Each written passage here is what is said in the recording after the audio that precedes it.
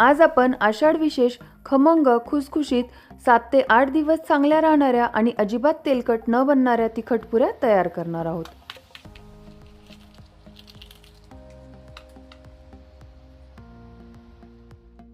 या पुऱ्या एकदम टेस्टी बनतात आणि खूप वेळ अशाच टम्म फुगलेल्या देखील राहतात। पुऱ्या तेलकट होऊ नये यासाठी काही टिप्स व्हिडिओमध्ये दिलेल्या आहेत, तर व्हिडिओ तुम्ही शेवटपर्यंत नक्की बघा। या पुऱ्यांसाठी आपल्याला एक वाटण लागणार आहे। त्यासाठी आपण इथे घेतलेले आहे 1 चमचा जिरे, 18 ते 20 लसूण पाकळ्या, 5 ते 6 हिरव्या मिरच्या आणि 7-8 कढीपत्त्याची पाने। ही सर्व घटक आपण पाणी न घालता मिक्सरमध्ये ग्राइंड करून घेणार आहोत। पुऱ्यांसाठी आपल्याला इथे लागणार आहे 3 वाटी गव्हाचे पीठ, 1 वाटी ज्वारीचे पीठ आणि अर्धी वाटी बेसन पीठ। याच वाटीच्या मापाने मी इथे सर्व पिठे घेतलेली आहेत। ज्वारी आणि गव्हाचे पीठ तुम्ही थोडेफार प्रमाणात कमी जास्त करू शकता, परंतु बेसन पीठ आपल्याला इथे अर्धी वाटीच घ्यायची आहे। मसाल्यांमध्ये आपण इथे टाकणार आहोत पाव चमचा हळद, 1 चमचा लाल तिखट, 1 चमचा धना पावडर, चवीप्रमाणे मीठ, अर्धा चमचा ओवा। ओवा आपल्याला हातावर या पद्धतीने क्रश करून टाकायचा आहे। त्याबरोबरच आपण इथे टाकणार आहोत 1.5 चमचा पांढरे तीळ। तीळ आपल्याला आवर्जून या पुरीमध्ये टाकायचे आहेत। तिळामुळे या पुऱ्या एकदम छान लागतात। चिमूटभर हिंग आपण इथे टाकलेले आहे। त्याबरोबरच अगोदर तयार करून घेतलेले वाटण देखील आपण इथे टाकणार आहोत आणि सर्वात शेवटी भरपूर प्रमाणात फ्रेश कोथिंबीर।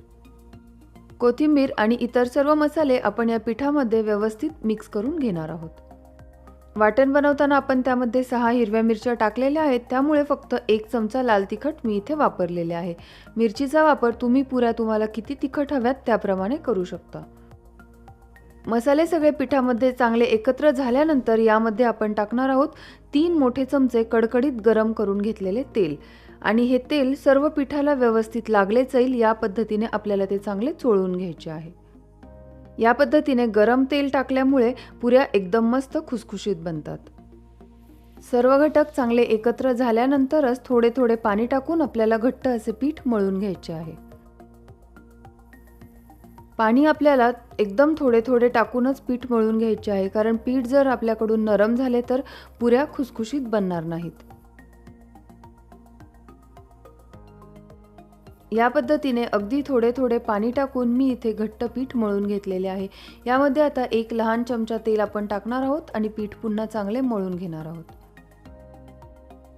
आता हे पीठ आपण फक्त 5 मिनिटांसाठी रेस्ट करायला ठेवणार आहोत आणि त्यानंतर लगेचच आपल्याला याच्या पुऱ्या तयार करून घ्यायच्या आहेत, कारण यामध्ये आपण ज्वारीच्या पिठाचा वापर केलेला आहे। तर जास्त वेळ जर पीठ असेच मळून ठेवले तर ते नरम होईल आणि पुऱ्या चांगल्या बनणार नाहीत।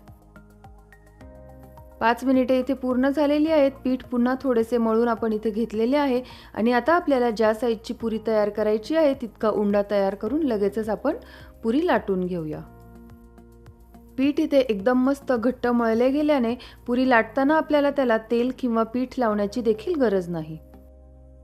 तुम्ही इथे बघू शकता पीठ पोळपाट किंवा लाटण्याला थोडे देखील चिकटलेले नाही किंवा पुरीला क्रॅक्स देखील गेलेले नाही, म्हणजेच आपले पीठ इथे एकदम व्यवस्थित मळले गेलेले आहे। या पद्धतीने खूप पातळ देखील नाही किंवा एकदम जाडही नाही, अशी सर्व बाजूने व्यवस्थित पुरी आपण इथे लाटून घेतलेली आहे। या पुऱ्या तळल्यानंतर एकदम मस्त फुगतात आणि बऱ्याच वेळ अशाच टम्म फुगलेल्या राहतात।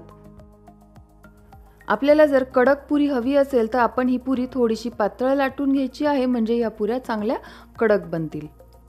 तुम्हाला जर पुरी लाटताना असे वाटत असेल की पीठ थोडेफार चिटकले जाते, तर त्यावेळेस तुम्ही थोडेसे तेल पोळपाट आणि लाटण्याला लावून घेऊ शकता आणि त्यानंतर आपण ही पुरी लाटून घेऊ शकतो।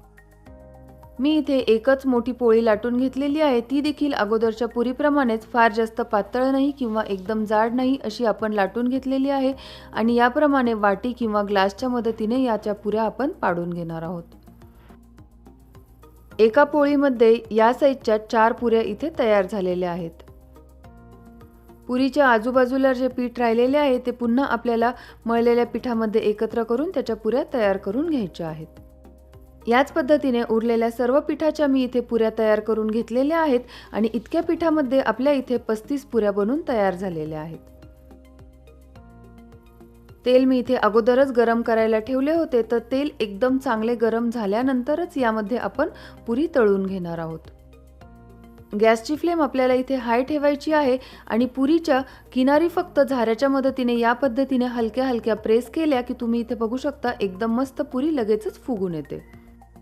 तेल जर चांगले गरम असेल तर या पुऱ्या एकदम छान फुगतात आणि थोड्या देखील तेलकट न बनता फार वेळ अशाच टम्म फुगलेल्या देखील राहतात।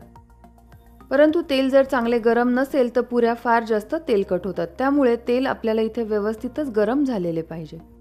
तुम्ही इथे बघू शकता सर्व पुऱ्या एकदम छान फुललेल्या आहेत आणि एकदम मस्त कलर आपल्या पुरीला इथे आलेला आहे। पुढच्या वेळेस पुरी तळताना देखील तेल चांगले गरम झाल्यानंतरच पुरी आपल्याला तेलामध्ये सोडायची आहे आणि अगोदर प्रमाणेच सर्व पुऱ्या उलटसुलट करून आपण चांगल्या तळून घेणार आहोत। सर्व पुऱ्या एकदम मस्त इथे फुगलेल्या आहेत आणि तीळ टाकल्याने त्या दिसायलाही एकदम मस्त दिसत आहेत। या पुऱ्या आपण प्रवासात देखील घेऊन जाऊ शकतो, कारण 7 ते 8 दिवस या पुऱ्या एकदम चांगल्या राहतात। सर्व पुऱ्या मी इथे तळून घेतलेल्या आहेत। तुम्ही इथे बघू शकता सर्व पुऱ्या एकदम मस्त फुगलेल्या आहेत, एकसारखा कलर पुरीला इथे आलेला आहे आणि व्यवस्थित हाय फ्लेमवर म्हणजे तेल चांगले गरम झाल्यानंतर त्या तळल्याने त्या थोड्या देखील तेलकट बनलेल्या नाहीत।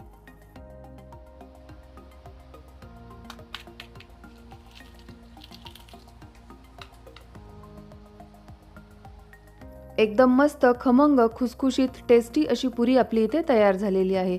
ही पुरी नुसती खायला देखील एकदम छान लागते। तर तुम्ही देखील या तिखट पुरीची रेसिपी एकदा अवश्य ट्राय करा आणि रेसिपी आवडल्यास लाईक करा, कमेंट करा, इतरांबरोबरही शेअर करा। Thank you for watching.